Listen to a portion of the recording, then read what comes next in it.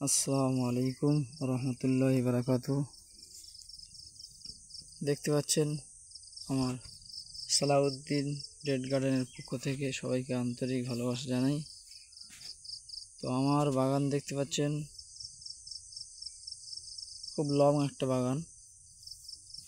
তো এই বাগানে মাঝখান দিয়ে একটি নালা কাটা আছে, দুই সাইডে বাগান।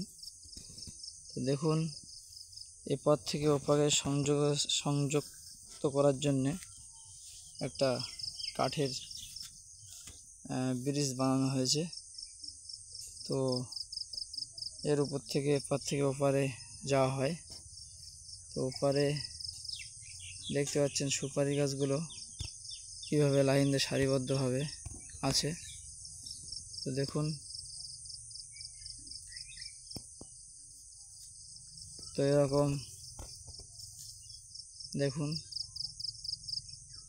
কত সুন্দর একটা বাগান। এবং এই সুপারি গাছগুলো একটু যত্ন নিতে হয়। আমার একটু যত্নের অসুবিধার কারণে এগুলো ঠিক মতো হয়নি। তো প্রতিটা জিনিস ঠিক মতো মেহনত করতে হয়।